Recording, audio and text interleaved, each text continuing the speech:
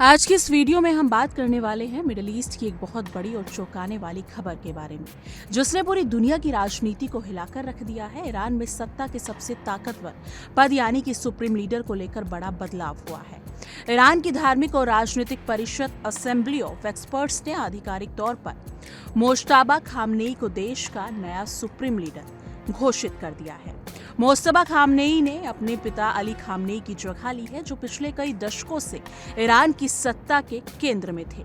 ये फैसला ऐसे समय में आया है जब ईरान और इजराइल के बीच तनाव बेहद खतरनाक स्तर पर पहुंच चुका है और पूरे मिडिल ईस्ट में युद्ध जैसे हालात बने हुए हैं। रिपोर्ट्स के अनुसार अगर देखा जाए तो 28 फरवरी को ईरान की राजधानी तेहरान में एक बड़ा हमला हुआ था। बताया जा रहा है कि इस हमले में अयातुल्ला अली खामनेई की मौत हो गई है। इस हमले के पीछे इजराइल और यूनाइटेड स्टेट्स का नाम सामने आ रहा है। हालांकि इस पूरे मामले को लेकर अभी भी कई स्तरों पर अलग अलग दावे किए जा रहे हैं, लेकिन इतना तय है कि इस घटना के बाद ईरान की राजनीति में एक बड़ा खालीपन पैदा हो गया था। अली खामनेई लगातार 3 दशकों तक ईरान के सर्वोच्च नेता रहे और देश की विदेश नीति से लेकर सेना और परमाणु कार्यक्रम तक हर बड़े फैसले में उनकी अंतिम भूमिका होती थी। अली खामनेई की मौत के बाद ईरान में ये सवाल खड़ा हो गया था कि देश का अगला सुप्रीम लीडर कौन होगा। ईरान के संविधान के मुताबिक सुप्रीम लीडर का चुनाव जनता नहीं करती, बल्कि एक खास धार्मिक परिषद करती है, जिसे असेंबली ऑफ एक्सपर्ट्स कहा जाता है। ये 88 इस्लामिक धर्म गुरुओं का एक समूह होता है जो देश के सर्वोच्च नेता को चुनने का अधिकार रखता है।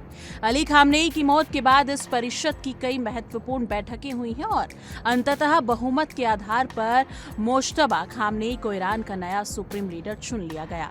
परिषद ने अपने बयान में कहा कि देश को इस कठिन समय में मजबूत नेतृत्व की जरूरत है और इसलिए मोज्तबा खामनेई के नाम पर सहमति बनाई गई है।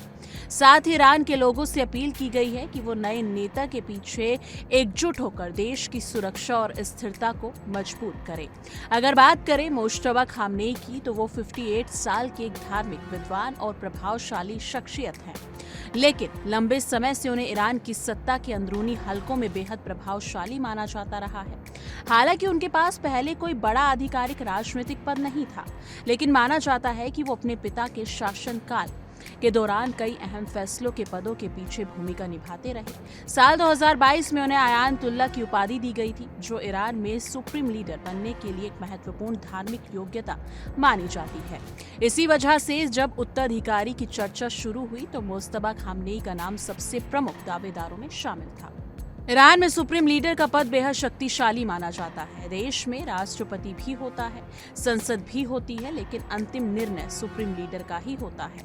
सुप्रीम लीडर सेना का सर्वोच्च कमांडर होता है। वो रिवॉल्यूशनरी गार्ड और बाकी के सुरक्षा बलों को नियंत्रित करता है। साथ ही देश की परमाणु नीति और विदेश नीति पर भी उसका अंतिम फैसला होता है। यानी ईरान की राजनीतिक व्यवस्था में सुप्रीम लीडर ही असली सत्ता का केंद्र होता है। यही वजह है कि मोज्तबा खामनेई के इस पद पर आने के बाद दुनिया भर की नजरें अब उन पर टिकी हुई हैं। ईरान में सुप्रीम लीडर की व्यवस्था की शुरुआत 1979 की ऐतिहासिक घटना ईरानियन रिवॉल्यूशन के बाद हुई थी।